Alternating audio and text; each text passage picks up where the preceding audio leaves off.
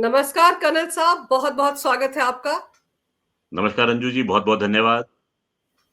Sir, Sasaram में हमारे प्रधानमंत्री पीएम मोदी, पुंछ में हमारे गृह मंत्री अमित शाह के दौरे का दूसरा दिन और आईएनएस विक्रांत पर हमारे रक्षा मंत्री राजनाथ सिंह, इन सब ने आज एक सुर में पाकिस्तान को फिर से चेतावनी दी है।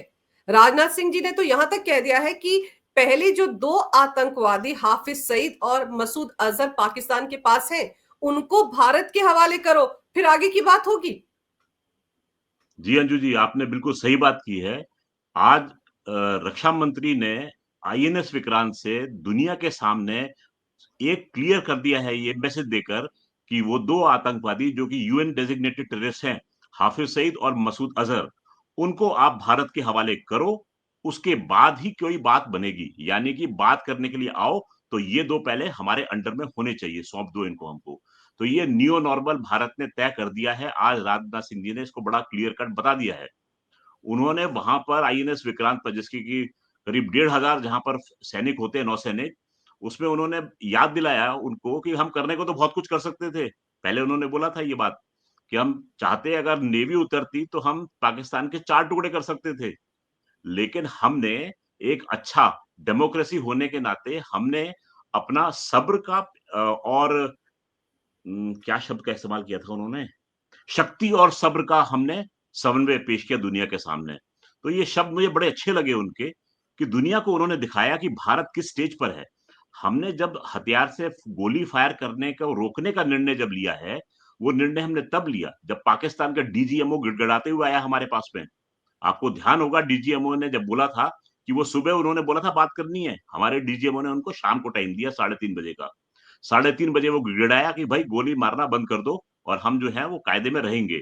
तब हमने फैसला किया कि हम गोली मारना बंद कर देंगे, वरना भारत उस समय पीक पर था और अगले दिन क्या होता ये किसी को नहीं पता था। तो हमने एक हाइट पर आके इस ऑपरेशन को अपनी मर्जी से कॉल ऑफ किया है। कॉल ऑफ भी नहीं कहूंगा, फिलहाल के लिए एक अर्धविराम दिया है। ऑपरेशन सिंदूर अभी जारी है। कर्नल साहब, आप ये देखिए कि हमारे डिफेंस मिनिस्टर ने जब ये कहा कि इन दोनों आतंकवादियों को हमारे हवाले करो, तो माहौल पाकिस्तान में ये है कि वहां का जो प्रधानमंत्री है शहबाज, वो बार बार ऑफर कर रहा है कि भारत से बात करने को तैयार है, हम इस मुद्दे पर भी बात करेंगे, उस मुद्दे पर भी बात करेंगे, लेकिन अगर ये दोनों आतंकवादी पाकिस्तान सौंपेगा तब बात होगी। राजनाथ सिंह जी ने तो यही मैसेज दिया है ना पाकिस्तान को। जी अंजू जी, राजनाथ सिंह जी ने बड़ा क्लियर कट बोल दिया है, ये दो आतंकवादी पहले सौंपो, उसके बाद में बातचीत की सोचेंगे। हमने ये भी नहीं बोला कि हम बात करेंगे। और प्रधानमंत्री ने वैसे ही क्लियर कर दिया था, टेरर एंड टॉक्स नहीं चलेंगी, टेरर और टूरिज्म जो है वो भी नहीं चलेगा आपका, और पानी और खून जो है वो एक साथ नहीं बह सकता। तो ये क्लियर कट हमारी जो जितनी भी राजनीतिक शक्ति है उन्होंने सबने क्लियर कर दिया है, और एक ही सुर में एक ही बात बोल रहे हैं इस समय। पाकिस्तान को अच्छे से मैसेज दिया जा रहा है कि अब हमारा नियो नॉर्मल ये है, हमारे सब्र का प्याला जो है वो छलक चुका है, अब हम आपको छोड़ेंगे नहीं।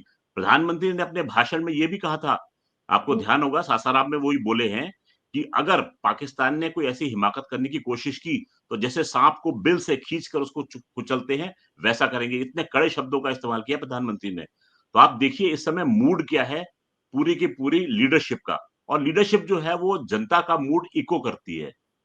जो भारतीय जनता है वो चाहती है इस समय कि पाकिस्तान में आतंकवाद का जो है पूर्ण रूप से सफाया होना चाहिए, क्योंकि सब त्रस्त है इनकी इस हरकत से। और बहुत सही संदेश गया है कि पाकिस्तान अब इन दो टेररिस्ट को अब हमारे हवाले कर दे।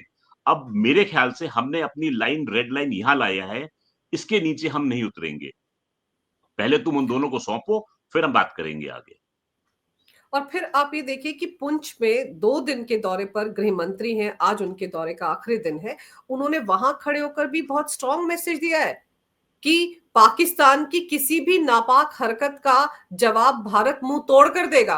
अब सहने बिल्कुल। वाले दिन चले गए, ये नया भारत जी। है। जी। और साथ में अंजू जी उन्होंने याद दिलाया, आज वो पुंछ के दौरे पर थे, तो पुंछ में उन्होंने बताया कि किस तरीके से पाकिस्तान ने कायराना हमला करके पुंछ के सिविलियंस को टारगेट किया। आपको ध्यान होगा कि पाकिस्तान ने शेलिंग की है। पुंछ का बाजार और कैंट जो है वो बहुत दूर है, वो ऐसा नहीं कि आसपास घुले मिले हैं। पाकिस्तानी की तरह हम सिविलियंस के पीछे छुपते नहीं है। तो उन्होंने पाकिस्तानियों ने क्या किया, वहां पर एक गुरुद्वारे के ऊपर हमला किया, शेल गुरुद्वारे में जाके गिरा। उन्होंने बाजार के अंदर फायरिंग की है उसकी, सिविलियंस मरे हैं, 15 सिविलियंस की डेथ की वहां से रिपोर्ट आई थी। तो उन्होंने दुनिया को याद दिलाया है कि पाकिस्तान जो है कैसी कायराना हरकत करता है, और हम फिर भी एक जिम्मेदार कंट्री की तरह से हमने अपने आप को संभाला है और दुनिया को दिखाया है कि भारत आखिर शक्ति है क्या। और पीएम मोदी ने तो यहां तक कहा है कि हमारे तरकश में कई तीर हैं, अभी तो पहला तीर चला है और आतंकवाद के खिलाफ भारत को कार्रवाई करने से कोई रोक नहीं सकता है। तो इसका मतलब ये माना जाए कर्नल साहब कि वो जो अमेरिका में ट्रंप अंकल बैठे हैं उनको भी स्ट्रॉन्ग मैसेज चला गया कि तुम्हारे कहने से कुछ नहीं रुका, हमने अपने अंजू जी, बलबूते अपने हिसाब से किया है। ट्रंप अंकल के लिए हमारे राजनाथ सिंह जी ही काफी हैं। प्रधानमंत्री का बयान तो बहुत आगे आता है। उन्होंने पहले कहा था कि Modi is a very hard negotiator, वो हम्म। मान चुके हैं इस चीज को। अब उन्होंने उस नेगोशिएटर का असली रूप भी देख लिया। जो पहले वो बोलते थे ना कि प्रधानमंत्री मोदी हार्ड नेगोशिएटर है, इस समय उन्होंने मोदी का असली रूप देख दिया है। इसीलिए शायद उन्होंने अपने स्टेटमेंट्स को थोड़ा बहुत टोन डाउन करना शुरू किया है। अब वो समझ गए हैं कि उनका पाला किस व्यक्ति से पड़ रहा है, किस मुल्क से पड़ रहा है। तो अमेरिका अब ये जान गया है कि अब उसकी दाल गलने वाली नहीं है। जैसे पहले वो पाकिस्तान को पुचकारता था और भारत से बोलता था तू मेरा मित्र है, इस समय भारत जो है वो अच्छी तरह जान गया है कि अमेरिका आखिर है कहां पर और किस स्टेज से बोल रहा है और क्यों बोल रहा है। तो इस समय अमेरिका भी जान चुका है भारत का मूड क्या है। अंजू जी, जो मेरी सूत्र मुझे ये बताते हैं कि ट्रंप जो है अपने ही देश में एक तरीके से अलग थलग हो गए हैं, क्योंकि ट्रंप को उनके ही गवर्नमेंट ने कहा है कि तुमने कुछ ज्यादा ही काम किए हैं, ऐसे तुम अपनी लकीर से आगे बढ़कर तुमने काम किए हैं।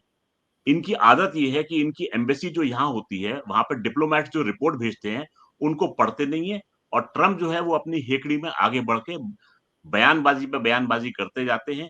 तो एक तरीके से ट्रंप जो है अपने बड़बोलेपन की वजह से सबसे अलग थलग पड़ गए हैं।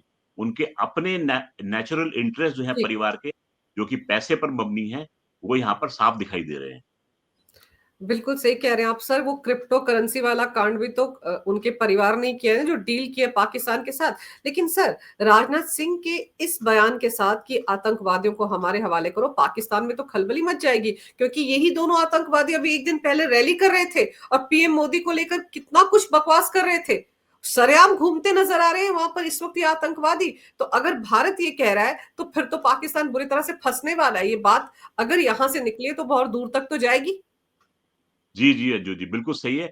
और इस समय वीडियोज़ वहाँ के वायरल हो रहे हैं कि जो आतंकवादी जो कि प्रशिक्षण ले रहे हैं, वो हथियार लेके सड़कों पर उतरे हैं और खुलेआम उन्हें इस बात को एक्सेप्ट भी किया है कि हाँ, हमारे इस मरकज़ पे हमला हुआ और वो नेस्तनाबूद हो गया और अब हम इसका बदला लेंगे। तो एक तरीके से ये आतंकवादी जो हैं, इस बात को मान भी रहे हैं कि हमारे जो अड्डे थे, वो नष्ट हुए हैं, लोग उसमें खत्म हुए। जैसे कि राजनाथ सिंह जी ने कहा था कि 100 से ज़्यादा आतंकवादी हमने नष्ट कर दिए हैं। और प्रधानमंत्री ने बोला था हमने उनके सारे अड्डे जो है वो खंडर में बदल दिए हैं। ये शब्द थे प्रधानमंत्री के। और अब उनके आतंकवादी जो है सड़क पर चढ़ के बंदूक दिखा के ये बोल रहे हैं कि हमारे साथ में ऐसा हुआ और हम इसका बदला लेंगे। अभी तो हाफिज सईद का बेटा भी आपने देखा होगा रैली में आके बोल रहा था कि हम इसका बदला लेंगे। तो एक तरीके से अब मेरे ख्याल से एफएटीएफ और यूनाइटेड नेशन जो बड़े सरबराह बनते हैं पूरे दुनिया के, वो शायद देखेंगे कि पाकिस्तान का असली रूप आखिर है क्या। आतंकवादियों के साथ में उनकी स्टेट असेंबली के लोग खड़े हुए दिखाई दे रहे हैं रैली के अंदर में, जहां पर ये आतंकवादी अपना अनर्गल प्रलाप कर रहे हैं। तो मेरे ख्याल से तो दुनिया को होश की दवा पीनी पड़ेगी, और भारत इस समय बहुत ही हाई मॉरल ग्राउंड पर है। हमने दुनिया को ये दिखा दिया है कि हम आखिर देश क्या है, शक्ति क्या है और हमारा सब्र क्या है, जैसे कि राजनाथ सिंह जी ने बोला था। तो ये इस समय साफ दिखाई दे रहा है। और फिर आप ये देखिए ना कि पाकिस्तान ने तो हमारे सिविलियन इलाकों को टारगेट किया। ये बात पुंछ में खड़े होकर हमारे गृह मंत्री ने कहा कि पाकिस्तान के खिलाफ हमने जो कार्रवाई की उसमें एक भी सिविलियन नहीं मारा गया, वहां पर आतंकवादी मारे गए। भारत ने इतने सटीक तरीके से निशाना बनाया, लेकिन इन लोगों ने जानबूझकर हमारे सिविलियंस को मारा है। अंजू जी, आपको ये ध्यान हो, जब हमने इनके टेररिस्ट कैंप्स को निकाला था उन 23 मिनट में, रात के 1:05 से लेकर 1:30 के बीच में, तो हमें ये बताया गया कि हमने वो समय इसलिए चुना था क्योंकि उस समय इलाकों में भीड़-भाड़ नहीं होती। अगर मस्जिद में ये छुपे बैठे थे तो मस्जिद में कोई जाता नहीं उस समय। यानी जो रह रहा है वो आतंकवादी है और उसका आका है। इसलिए हमने समय भी ऐसा सोच के चुना था कि किसी आस पड़ोस वाले को नुकसान ना हो। ये है भारत की सोच। देखिए आप हम किस लेवल पे काम करते हैं कि हमने उस समय स्ट्राइक किया जिस समय कोलैटरल डैमेज बिल्कुल नहीं होना चाहिए, और इन्होंने सीधा लेकर हमारे सिविलियंस को ही अटैक कर डाला। तो ये दोनों कंट्रीज के बीच में सोच है। ये भारत जो है वो एक महाशक्ति है, और पाकिस्तान जो है उसके लिए तो मेरे पास में कोई शब्द ही नहीं है बोलने के लिए, ऐसी गिरी हुई चीज है वो। पर सर, आज पीएम मोदी, गृह मंत्री और रक्षा मंत्री के बयान सुनने के बाद पाकिस्तान वैसे ही सदमे में आ गया होगा। ऊपर से हमने अनाउंस कर रखा है कि मॉक ड्रिल चल रही है। आज भी कुछ जो बॉर्डर एरिया वहां पर ये मॉक ड्रिल चल रही है। फिर उसके बाद पंजाब में भी 3 जून को होनी है। तो ये सब सुनकर तो पाकिस्तान को बहुत ज्यादा डर लग रहा होगा ना इस वक्त, कि क्या होगा, क्योंकि पिछला इतिहास उसको याद है। अभी 15-10 दिन पहले क्या हुआ था। अंजू जी, एक मॉक ड्रिल के बारे में हमने कहा था, और पाकिस्तान के कई रातों की नींद जो थी वो साफ हो गई थी। इस मॉक ड्रिल को सुन के मैं पक्का कह रहा हूं आपको, पूरा पाकिस्तान जाग रहा होगा इस समय। इनकी एंटी एयरक्राफ्ट गन्स अगर बची हैं तो सीधी आसमान की तरफ ही देख रही होंगी। इनकी नेवी जो कि इस समय डॉक में फंसी हुई है, क्योंकि हमारा आईएनएस विक्रांत का बेड़ा जो है सामने लगा हुआ है, वो वहां से हिल नहीं पा रहे हैं वो लोग, वो भी आसमान की तरफ ताक रहे होंगे। ना जाने भारत आज की रात क्या कर दे। मेरे ख्याल से मॉक ड्रिल जो है वो भय का पर्याय हो चुका है पाकिस्तान के लिए, कि जहां भारत ने बोला मॉक ड्रिल, उनके होश फाख्ता। मेरे ख्याल से आज यही स्थिति है। पाकिस्तान डर में जी रहा होगा, और हम अपनी तरफ से पूरी तैयारी कर रहे हैं। मॉक ड्रिल करने का ये मतलब नहीं कि पाकिस्तान को हम डरा रहे हैं। हम हम्म। अपने नागरिकों को सजग बना रहे हैं कि किसी भी परिस्थिति में हम कैसे उस परिस्थिति से निपट सकते हैं। और हमने ये भी कहा है कि ये मॉक ड्रिल हर महीने की जाएगी। क्योंकि देखिए, जब हम बार बार ये कह रहे हैं, हमारे देश के नेता बार बार जब ये कह रहे हैं कि ऑपरेशन सिंदूर सिर्फ रुका है, थमा है कुछ वक्त के लिए, लेकिन ये चलता रहेगा। जब जब वहां से गोली चलेगी, हम यहाँ से गोला फेंकेंगे। तो इसका मतलब ये है कि जैसे इजराइल जैसे देश में भी ये हमेशा से होता है ना, वहां पर भी एकदम से अलर्ट पर रहती है सेना, अब फिलिस्तीन को लेकर। तो भारत क्या इजराइल की तरह हमेशा तैयार रहने वाला देश इस वक्त दिख रहा है दुनिया को, और हम सबको संदेश देना चाहते हैं कि हम किसी भी तरह की आतंकवादी घटना को बर्दाश्त नहीं करेंगे अब। देखिए अंजू जी, इस समय आपने एक चेंज देखा होगा भारत में। पहले क्या था कि सेना मुस्तैद रहती थी बॉर्डर के ऊपर देश की रक्षा के लिए, पर इस युद्ध ने भारत के हर नागरिक को इस युद्ध में शामिल कर दिया। कुछ लोग जो है वो सोशल मीडिया पे बैठकर पाकिस्तान को धूल चटाते हैं, कुछ सैनिक सरहद पर लड़कर पाकिस्तान को धूल चटा रहे हैं। तो भारत का बच्चा बच्चा जो है वो इस समय एक सैनिक का फर्ज अदा कर रहा है। ये बात बिल्कुल क्लियर है। अब ये मॉक ड्रिल जो है, ये हर आदमी को पता होनी चाहिए कि हमको क्या स्टेप लेने हैं। तो एक तरीके से आपको एक जागरूक नागरिक जो है वो बनाया जा रहा है। ये बड़ा अच्छा हो रहा है इस समय कि पूरा का पूरा देश एक शक्ति बनकर, एकजुट होकर इस पाकिस्तान नामी दानव, दैत्य, कुछ भी कहें आप इसको, इससे लड़ रहा है और इसको अच्छी तरीके से सेट कर रहा है। तो ये बड़ा अच्छा एग्जाम्पल मुझे मिल रहा है इस समय कि जी। देश जो है बिल्कुल एकजुट होके खड़ा है। पर सर, आपको लगता है कि जो हमारा 7 डेलीगेशंस गए हुए हैं, अलग अलग देशों में जा रहे हैं और मुस्लिम कंट्रीज में जा रहे हैं, पाकिस्तान तो ओआईसी में भी अलग थलग पड़ गया। उसने वहां पर भारत के खिलाफ प्रस्ताव लाने की कोशिश की। तो पाकिस्तान को तो भारत ने बिल्कुल, जिसे कहते हैं ना, कि वॉल की तरफ धकेल दिया है। उसके सामने कोई ऑप्शन दिख नहीं रहा है। भले ही वो दोनों घूमते फिर रहे हो, मुनीर और शाहबाज, कभी तुर्की जा रहे हैं, कभी ईरान जा रहे हैं, कभी अजरबैजान जा रहे हैं, उससे होना क्या है। मिलना जुलना तो कुछ नहीं है। पूरी दुनिया में हमारे उस डेलीगेशंस ने बड़े कायदे से, डिप्लोमेटिक तरीके से पाकिस्तान को एक्सपोज किया है ना। अंजू जी देखिए, झूठ के पांव नहीं होते। आज तक पाकिस्तान जो था वो नैरेटिव चला रहा था, और भारत उस नैरेटिव का जवाब दे रहा था। आज जो है भारत नैरेटिव सेट करता है, और पाकिस्तान दर दर भटक कर उस नैरेटिव के खिलाफ बोलने की कोशिश करता है, और उसकी बात को कोई मानता नहीं है। हाँ, कॉस्मेटिक तरीके से दिखाया जाता है, जैसे कि तुर्की में गए वो, तो हम्म। रिसेप तैयब अर्दोगान जो है वो उनसे हाथ मिला रहे हैं और उनसे बोल रहे हैं कि हम अपनी फ्रेंडशिप को एलिवेट करेंगे स्ट्रेटेजिक पार्टनरशिप में। हम्म। क्योंकि आप ये देखिए, हर आदमी का स्वार्थ निहित है। पाकिस्तान को सबने ये देख लिया है कि ये टेस्ट केस है ये। चीन ने अपने जेएफ थंडर विमान दिए इनको। HQ-9 उन्होंने सिस्टम दिया टेस्ट करने के लिए कि वॉर में ये कैसा चलता है। अब उनको दिख गया कि ये वॉर में फेलियर है। तुर्की के पास में एक विमान उन्होंने बनाया है, फाइटर प्लेन, उसका नाम है कान। हम्म, तुर्की एरोस्पेस का बनाया हुआ वो एयरक्राफ्ट है। और उसका जो बॉस आके कहता है कि जैसे ही ये ऑपरेशंस हुए, उसके बाद में हमारे पास फोन पे फोन आ रहे हैं इस विमान को पूछने के लिए। हम्म, खैर वो अपनी मार्केटिंग कर रहा था। तुर्की लगा हुआ है कि वो कान का फाइटर विमान जो है वो पाकिस्तान अपने बेड़े में शामिल कर लिए। तुर्की इस समय पाकिस्तान का सबसे बड़ा हथियार बेचने वाले मुल्कों में सेकंड नंबर पर आ चुका है इस समय। 10% जो पाकिस्तान के हथियार हैं वो तुर्की से आ रहे हैं। तो ये इस समय स्टैटिस्टिक्स है। अब वो चाहता है ये कान एयरक्राफ्ट भी ये शामिल कर ले पाकिस्तान बेड़े जी। में, और पाकिस्तान के पायलट उड़ाएं इसको और नीचे गिरे तो ये टेस्ट हो जाएगा ये। तो इस वो समय चाह ये रहे है हैं कि चाल। वो चाह रहे हैं कि लाइव टेस्टिंग हो जाए, अलग से ना करनी पड़े। पर सर, जब देश में इस तरह का माहौल है, हमारे देश के अंदर ऐसे लोग बैठे हुए हैं, ऐसी विपक्षी पार्टियां हैं जो सवाल उठाती हैं सेना के शौर्य पर।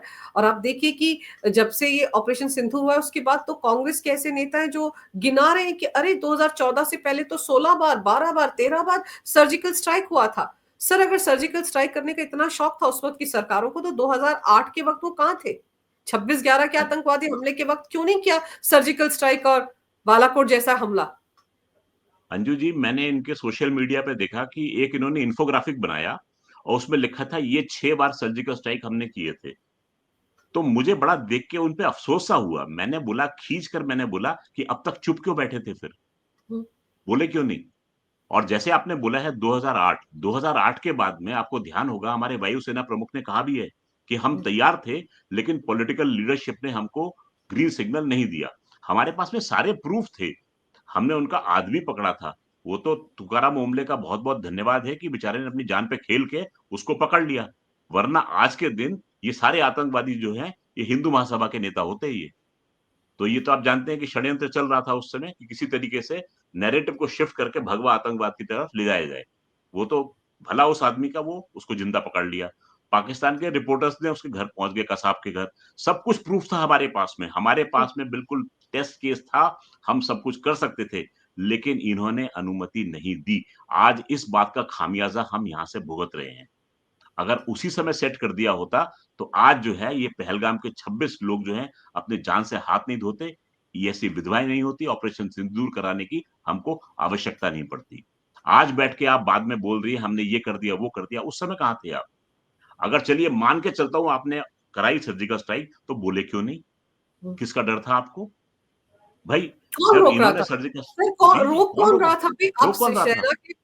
सेना के शौर्य की बातें अगर पब्लिक डोमेन में आती है सर, तो लोगों में जोश पैदा होता है, पता चलता है हमारी बिल्कुल सेनाएं क्या कर रही हैं। तो आपको बिल्कुल। उनको क्रेडिट देने में जाता क्या था? अंजू जी, ये तो शर्मनाक बात है ये, कि अब आके आप सोच रहे हो कि हम भी बहती गंगा में हाथ धो लें, कि भाई तुमने अगर किया है तो हमने भी किया है। ये तो वो बात है ना, अवसरवादी वाली बात होगी इसमें। अगर आपने सच में किया होता तो अब से पहले बोल देते, या पहले जब हुआ था तब बोल देते। आपने आके क्यों नहीं बोला उसको? चलो भूल गए बोलना, तो उसके बाद में सन 2014 में बोल देते आप कि हमने तो ये भी किया था, आप तो कुछ नहीं कर रहे हैं, ऐसा बोल देते। तब तो नहीं बोले। आज अचानक इनको बड़ा देश प्रेम उमड़ गया, तब इनकी ताकत सामने आ गई। तो मैं तो ऐसी बयानबाजी जो है ये इनको बहुत ही जी। बुरा मानता हूँ, निकृष्ट कोटि है, ये नेतागिरी नहीं है। आपको अपनी रोटियां सेकनी है तो कृपया जाके कहीं और चूल्हे पर सेकिए, फौज को बख्श दीजिए, हमें अपना काम करने दीजिए, और हमें मत दिखाइए कि हम क्या कर रहे हैं और क्या हमको करना चाहिए। और सर, ये जो नेता लोग हैं ना, खासतौर पर कांग्रेस के, जो इस तरह की टीका टिप्पणियां सोशल मीडिया पर कर रहे हैं, हमने तब किया था, अब क्या था। सर, अगर सच में क्या होता तो आतंकवाद वहीं रुक जाता। आतंकवाद तो रुका नहीं। आप 2004 से 2014 तक के आंकड़े निकाल कर देख लीजिए। 2008 के मुंबई हमले के अलावा कितनी बार इस देश में धमाके हुए, कितनी बार अंजू जी, आतंकवादी यहाँ आए, क्या क्या नहीं हुआ यहाँ पर सर। यहाँ तक अनाउंसमेंट होती रहती थी कि आप फलान जगह ना जाएं, लावारिस वस्तु को हाथ ना लगाएं। ये यूपीए के शासनकाल में होता था। 2014 के बाद तस्वीर बदल गई। तो आज इनको बहुत कुछ याद आ रहा है। अगर सच में कार्रवाई की होती पाकिस्तान के खिलाफ, तो आतंकवाद आगे नहीं बढ़ता। ये समझ में नहीं आता अंजू जी, इनको। अंजू जी, समझने के लिए तो बहुत कुछ है। हम शर्मसार हुए थे शर्मल शेख में, हम्म। जिसका कि पाकिस्तान आज तक ढिंडोरा पीटता है। तो कहने के लिए तो बहुत कुछ है, अगर बात खुलने पे आई तो बहुत परतें उतरेंगी, बहुत कुछ खुलेगा। तो इस समय अगर ये होश की दवा पिएं और पर्दे उतारने की कोशिश ना करें तो इज्जत बनी रहेगी, वरना बोलने के लिए लोगों के पास में बहुत मसाला है। अगर बात निकलेगी तो बहुत दूर तलक जाएगी फिर। सर, एक चीज़ और, ये जो कांग्रेस के नेताओं की बयानबाज़ी आ रही, क्या ये इसलिए आ रही कि जो डेलीगेशन गया हुआ है, उसमें आप देखिए कि शशि थरूर साहब किस तरह से अपनी बात विश्व समुदाय के सामने रख रहे हैं। सलमान खुर्शीद ने भी बयान दिया है। फिर आप देखिए कि कांग्रेस के ही एक और नेता है मनीष तिवारी, उन्होंने भी किस तरीके से अपनी बात रखी है। तो कांग्रेस की लाइन पर नहीं चल रहे हैं कांग्रेस के नेता। बिल्कुल सही कह रहे हैं आप अंजू जी, कि वो इस समय कांग्रेस की जो लिखी हुई लाइन है उसके हिसाब से नहीं चल रहे हैं, तो इनमें खलबली मच रही है। मैं तो कहता हूं इनको होश की दवा पीनी चाहिए, और जो नेता बाहर जाके बोल रहे हैं सेम बात बोले, इज्जत बनी रहेगी। देश का मूड इस समय बहुत खराब है आतंकवाद को लेकर, और अगर इन्होंने इससे इतर कुछ बात की तो इनको दुनिया जो है, देश जो है, वो कभी माफ नहीं करेगा। जो इस समय बाहर जो नेता जो आपने नाम गिनाए हैं बोल रहे हैं, बहुत समझदारी से बोल रहे हैं और भारत का पक्ष बड़े तरीके से रख रहे हैं सामने दुनिया के। तो मैं तो उनकी तारीफ करना चाहूंगा कि वो हालांकि कांग्रेस पार्टी से आते हैं, परंतु इन्होंने जिस प्रकार से पक्ष रखा है सरकार का, वो तारीफ के काबिल है वो। और कांग्रेस को भी होश की दवा पी लेनी चाहिए, देश का मूड समझकर बात करनी चाहिए। अब देखते हैं कि पीएम मोदी ने जो कहा है, राजनाथ सिंह ने जो कहा है, और अमित शाह ने पुंछ में खड़े होकर जो मैसेज दिया है, उसको लेकर पाकिस्तान से किस तरह का रिएक्शन आता है, और हमारे देश के अंदर जो पाकिस्तान परस्त जमात बैठी है उसका क्या रिएक्शन आता है। आपने समय निकालकर इस विषय पर बड़ी ही अहम जानकारी मेरे दर्शकों को दी। आपका बहुत बहुत धन्यवाद। नमस्कार। भारत माता की जय। वंदे मातरम। जय श्री राम। जय हिंद। बहुत बहुत धन्यवाद अंजू जी। जय हिंद।